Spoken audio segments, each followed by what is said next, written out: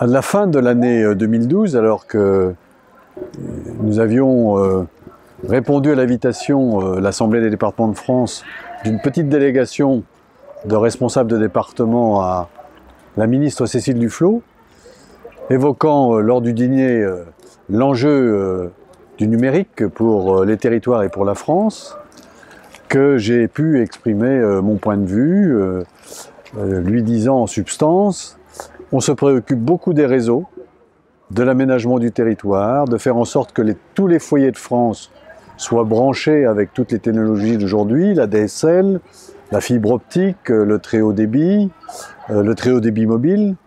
Et j'ai pu développer l'idée qu'il fallait se préoccuper de plus en plus des usages.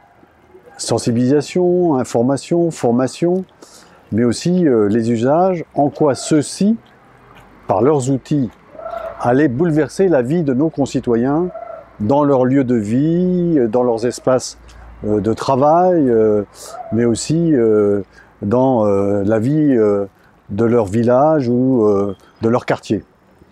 Ça l'a intéressée.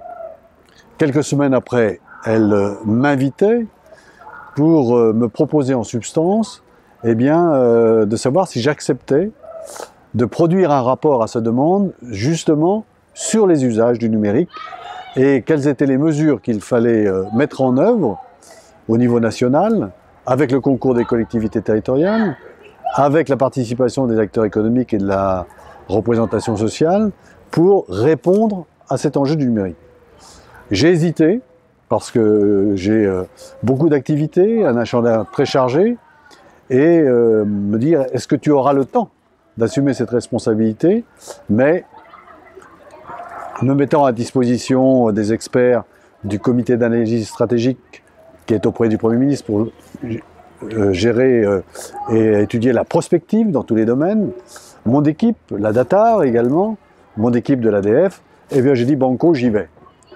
Et j'avoue que j'ai pris beaucoup de plaisir personnel à auditionner des talents, des créateurs, des personnes innovantes, dans les services publics, dans les entreprises, dans le monde associatif, et ça a été extrêmement passionnant et d'une grande richesse. Et je me suis pris au jeu. Et aujourd'hui, nous sommes en train d'achever le rapport qui sera présenté à Cécile Duflot mercredi prochain, pile poil dans 8 jours, le 18 septembre à midi, et après le rapport va être rendu public. Alors c'est un rapport qui est un rapport d'élu territorial, pas d'universitaire, pas de scientifique. Je suis un peu, non pas un béotien dans le domaine, je suis un élu politique qui est passionné par tous ces sujets. Donc on a fait d'abord un diagnostic de la situation, et puis on a regardé comment le monde avait évolué, comment se développer, notamment l'organisation des territoires, les nouvelles technologies, les enjeux économiques, à l'échelle de la planète également, avec les grands, Apple, Google, toutes ces grandes entreprises multinationales, qui interviennent, les petites entreprises, les toutes petites entreprises sur le dossier.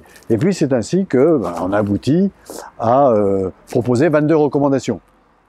Et je sais que vous êtes en attente de dévoiler celles-ci.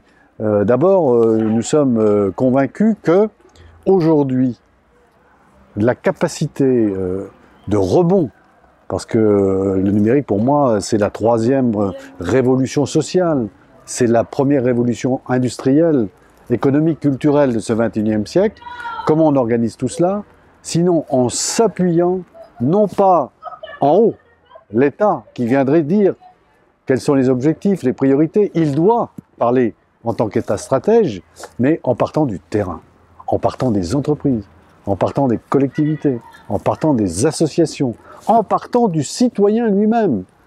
Regarder, repérer où sont les innovateurs, les créatifs qui dans ce domaine ont déjà imaginé, mobilisé, entraîné des gens derrière eux pour réussir. Et donc, partant de cette idée qu'il fallait partir plus des hommes et des femmes que des territoires, pour ne pas se perdre dans des questions que nous connaissons très bien en France.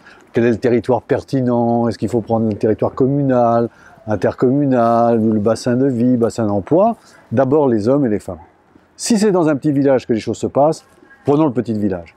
Et à partir de ce qui se passe sur le terrain, de mailler l'ensemble du territoire, on crée tout un réseau Et ainsi, on peut avoir la rencontre entre une volonté politique nationale, voire européenne, qui doit être très présente aussi dans ce défi à l'échelle mondiale, et l'enjeu du territoire et l'enjeu des collectivités locales. D'où, première recommandation, développer la culture du numérique, qui doit quelque part inonder tous les esprits, irriguer les esprits, que les esprits s'emparent de ce défi.